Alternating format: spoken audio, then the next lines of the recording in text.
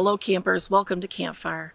I know this doesn't look like Campfire normally looks, but follow me into the city of Susa where our story, a time such as this, begins. Let's go. These are the gates to the palace, and if you hang out here long enough, you will see a lot of people coming and going as they carry on the business of the day. Soon you will meet Mordecai. He's a scribe to the king of Persia, who often spends his time here at the gates. But for now, let's head over to Mordecai's house where his niece, Hadassah, is working on her daily chores. I'm so sick of doing all these chores, Hadassah. I don't get why you enjoy this so much. Well, Rebecca, I guess I just like doing things without having to think about them. I just go somewhere in my mind and ignore the world, and next thing you know, I'm done. Plus, with friends, it's much more fun. Well, no offense, but even with you here, I still don't want to do these chores. Come on, Rebecca. We just have to make it fun. I know. How about we play a game? I spy with my little eye something blue. Oh, I don't know. Is it your shirt? Yes? Okay, let's do another one. I spy with my little eye something green. Oh, I don't know. Is it this plant? Yes, you really got me on that one. Okay, your turn. Fine. I spy with my little eye something that is totally boring and is ruining my life. Rebecca, you're not even doing the chores. You're just keeping me company while I do mine. Yeah, I know. But I'm just sick of it all. All the laundry and the cooking and the cleaning. There's just always stuff to do. Okay, well, think about this. What if you could have anything in the world and your life would be exactly how you wanted? What would that look like? I would be a queen. A queen? Mm-hmm. That is so unrealistic. But could you imagine, Hadassah? I'd get to wear all the pretty dresses, and I'd get to eat whatever I wanted, and I'd get to live in a palace with King Xerxes. That man is gorgeous. And the best of all, I'd have a maid to do all my laundry and a chef to cook all my meals. I could do whatever I want, whenever I want. What a life. Very unrealistic. Hadassah. In here. Oh, hi, my dear sweet niece Hadassah and her best friend Rebecca. How are you all? Doing well. Good, yeah. I bet your uncle would agree with me. I would. Mordecai, do you think I have what it takes to be a queen? Let me see. Oh, I mean, of course, you are kind and sweet and loving and beautiful, and any king would be a fool not to have you as his queen. Thanks, Mordecai. See, Hadassah, I told you. Mordecai, you're the best uncle I never had. Oh, you are very flattering, my dear.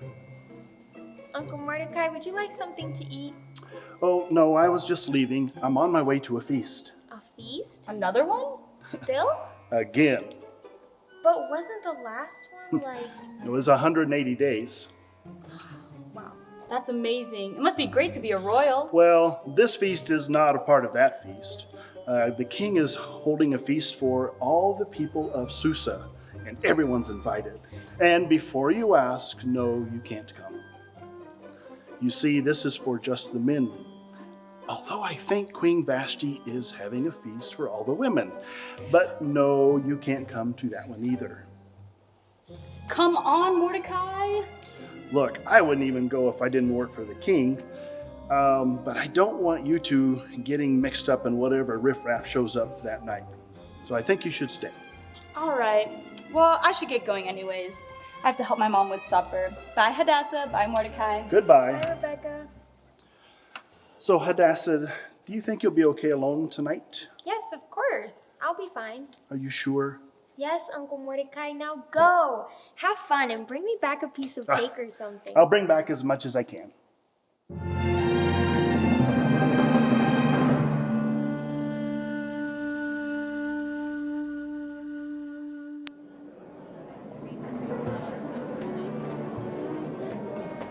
Bravo! This party is so much better than the last one. Well, yes, of course. The 180-day celebration was great. But this one, just for the people of Susa, it just feels more like home. Well, sure. After all, anyone who is anyone lives in Susa anyway. Like us, for example. But seriously, this party is amazing. Just think of all the acts you put together to celebrate your success. Like the monkey acrobats and the dancers. The lion pennies, that one was big. If you ask me, that Hamilton took the cake. How did they get them to stand so still? It's like they put them on stage, told them not to move, and they didn't. How do you think they did it? Sugar cubes, Christian. That's the secret. Sugar cubes. What did they use powder for sugar? Then the whole act would have been scrapped. Gentlemen, I believe we have come so far. I propose a toast to the glory of Persia. To Persia! To our victories. To victories! To our great King Xerxes! To the king! To my beautiful queen, Vashti. To the queen! Speaking of which, how is the queen? I haven't seen her in so long, I feel like I'm almost forgot what she looks like. Watch your tongue. How could anyone forget the beauty of Queen Vashti? Hey, guy. Send for the queen. I would like to show her to my friends so they can see how beautiful she is.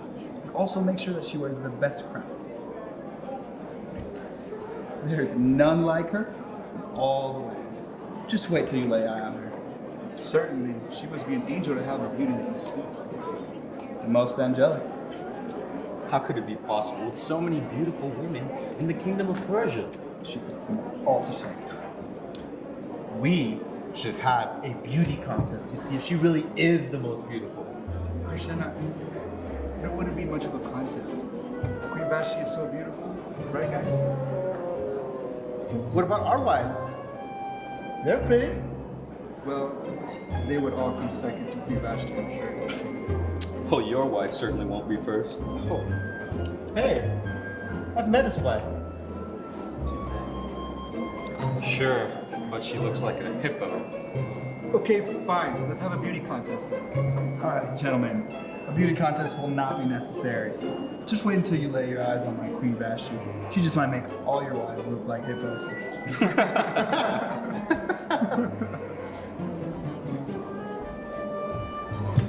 Your Majesty. Hey, guy. Did you send for the queen? I did, Your Majesty. Is she getting ready to make an appearance? She is not, Your Majesty. Is she feeling all right? She's feeling fine, Your Majesty. So then where is she? She's not coming, Your Majesty. I'm sorry. I must have misheard you. You said she's not coming? Yes, that is what I said, Your Majesty. She told me to tell you that she's hosting her own party and cannot be taken away from her guests right now. Well, that is disappointing. Gentlemen, I am sorry to say that Queen Vashti will not be joining us tonight. She's hosting her own party and she has decided not to leave her guests. Of course, my wife is there. My wife as well. I actually don't know where my wife is. You lost your wife? Okay, so she did mention about going to Queen Vashti's feast, but in reality I wasn't actually listening to her. And then she just left before I could even ask her where she was going. How should I know where she is? Where do you think she could be? India, Krishna? No, she doesn't like India. She thinks those saris make her look fat. And I mean, they do, but she just doesn't appreciate when I tell her that. That doesn't matter. King Xerxes, what are we going to do about Vashti? What do you mean? You can't just let this slide, can you? Tonight she refuses to come to the party to show off her beauty. What's next? She might decide that she can come whenever she wants, or only when she wants, party or not. You're just exaggerating. That would never happen. No? Well, she certainly didn't have a hard time refusing you tonight.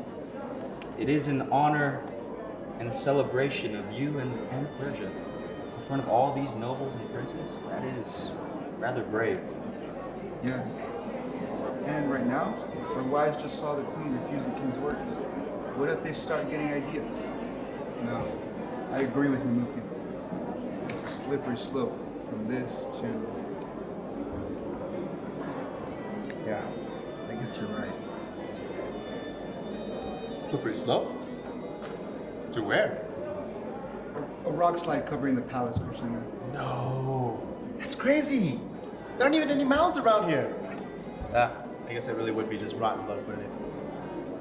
Your Majesty, you must do something about this now. It cannot wait.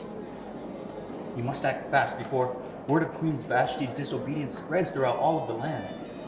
Women might start getting the idea that they can tell their husbands no.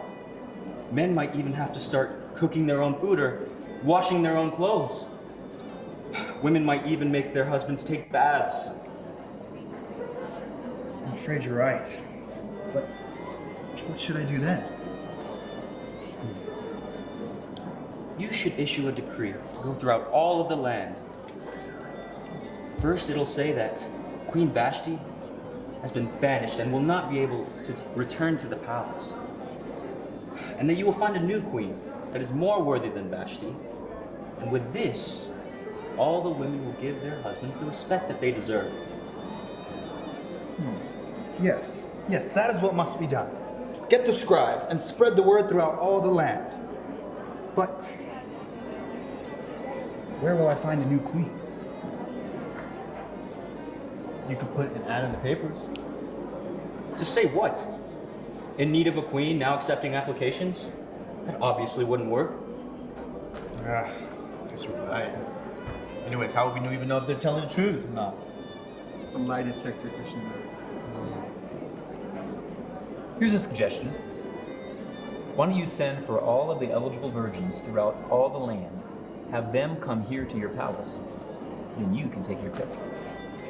We need serious suggestions. Let's hear him out. Of course, how else do you think you're going to find a replacement for Queen Vashti? Too many places all over the kingdom for you to search, so bring them here. That way you can choose. That could work. It actually could.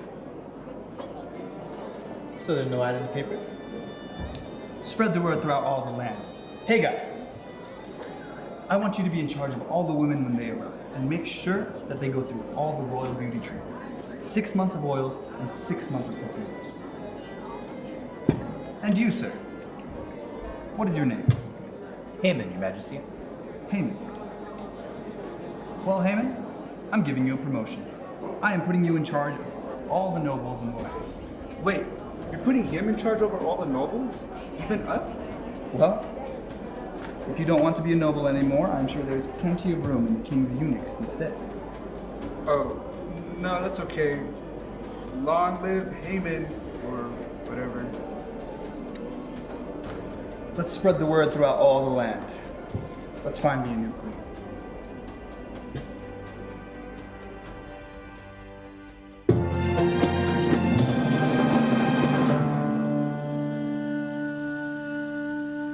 Let's see. Laundry's done. Dinner is finished and all cleaned up. Time to sit back and relax for a while.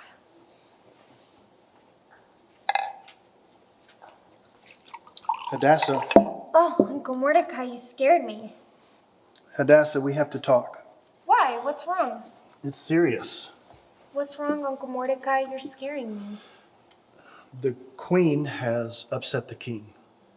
And so now he is gathering all eligible ladies to come to his palace so he can pick a new queen. What?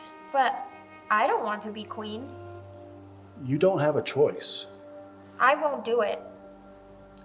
It's the king's orders. You can't disobey. No, I won't go. You have to, Esther. What? What did you call me? Esther, that's your Persian name. But what's wrong with my Hebrew name? You have to go by your new name. Even now in Persia, there's great hatred for the Jews. Racism is everywhere, even in the palace. You cannot let anyone know that you're a Jew. Please promise me this. If anyone found out about your lineage, I fear what would happen to you.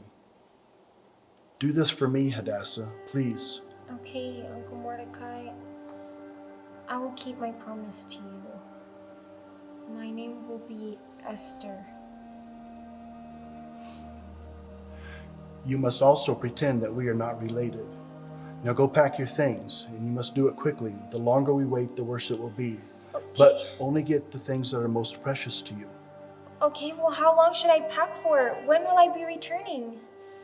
Uncle Mordecai, how long will I be there? You won't be returning. But what if I'm not chosen to be the queen? Then you will spend the rest of your life in the king's harem. He can't do that. He can. He's the king. He can do whatever he wants. But that's not fair. I know. Uncle Mordecai, will I ever see you again? We will see each other as often as we can in secret. I don't think I can do this. But you have to. Then I guess I must.